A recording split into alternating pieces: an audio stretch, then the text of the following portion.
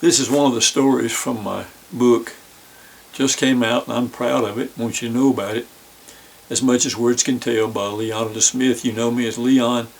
I use this as a gnome to whatever. This first story is about when I was filming motion pictures with a wind-up camera for Clemson years and years ago. Once I'd almost finished filming snouts, heads, and bodies which were standing on the concrete floor of a hog lot, I realized I needed a multi-hog shot as well. I looked around and saw a good vantage point outside the fence. I ran toward it, aiming my brand new boots at the mound of solid earth just below me, and bounded over. As things turned out, the solid earth was actually wood shavings, and the earth under it was not earth at all.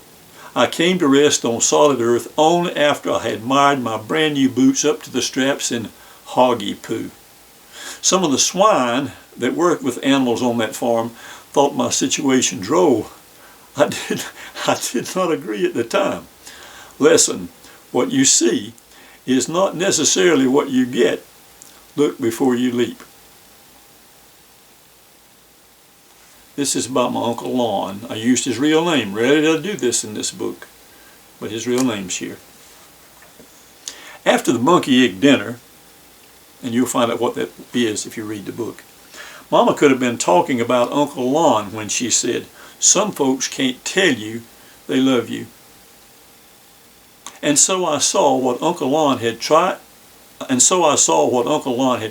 tried to show me that fall afternoon, when he finally decided to trust me with the last car and the only car he ever owned. This is from A School for Liars. Here's an excerpt from it. I had told my mother, my mother had seen what I had done to the mantelpiece. I wrote my sister's name on it. After a while, Mama came in. "Who wrote on the mantelpiece?" she asked. I came to look. "It was Ollie," I lied. Mama put a knuckle on either side of her apron and made her lips disappear the way she did when she was not at all pleased. "Leon." "Ollie did it, Mama," I continued. "Look, she even signed her name." "Leon," she said slowly, "what grade are you in?" "First grade, Mama, and I can write a lot better than that." "You can do something else too," she said.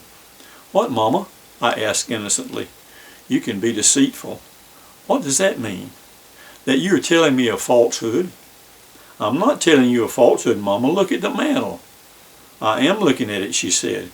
"How'd Olive reach way up there?" "Maybe she got on a chair?" "I don't think so. She could have," I said, "but she didn't." "How do you know that for sure, Mama?" "She's not in the first grade." "No, ma'am, she's not even in school, not till year after next." "That's right," she said. "You know what that means?" "She can't write." "She can't write," she said. "But you can, so take that pencil out of your pocket and bring me your right tablet." And I got to miss the Lone Ranger that night and everything else before bedtime.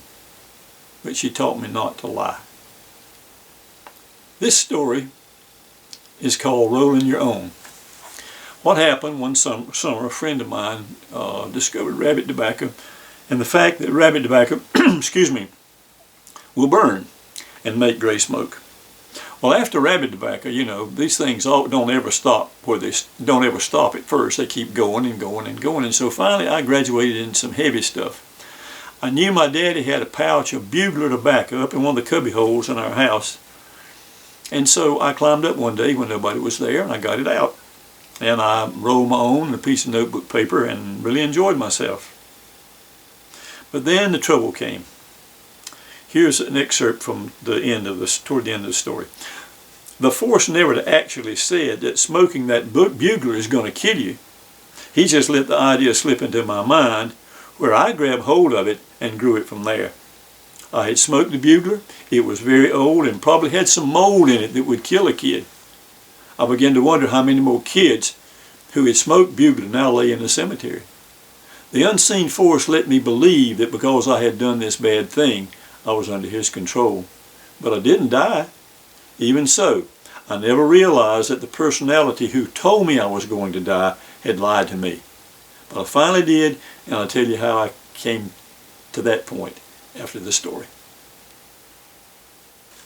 Carrying the news is a story from my book, As Much as Words Can Tell.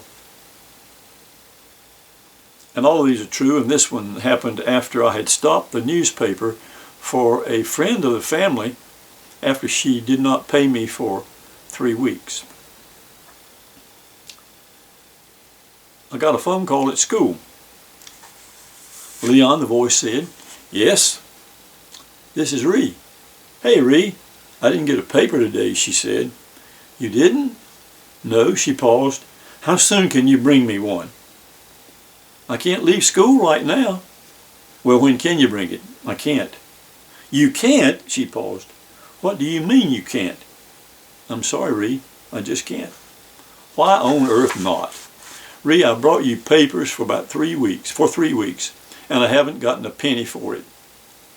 "I'll pay you next week." "No," I said, "I can't do that. I can't bring you another paper until you pay me." "I have never heard such impertinence in all my life," she said, and then took a deep breath. "Leon Smith, I'm going to speak to your father about this." Well, she did. And my dear daddy so gently and sweetly calmed that woman down that when she came back in the room where I was waiting for my sentence, I knew I wouldn't get punished. Good old daddy. So, those are some of the stories. I would like to tell you more, but some of them just don't excerpt real well, but I think every one of the stories tells something that's close to my heart.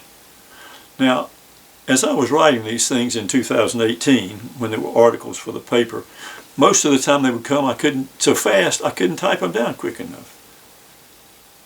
And I came to believe that I was not the source of these stories. Yes, I had the experience, but the stories were coming they were just dictated to me. I believe that they'll help. I believe this story is positive. I can't take the credit for it myself because I don't feel like I wrote them. But I get the blame if they're not very good. I hope you'll take a look. You can find them at Amazon.com. Look up Leonidas Smith, Leonidas Smith. And then it'll come up. And if you do read it, I'd love to know how you feel about it. Love you. Bye.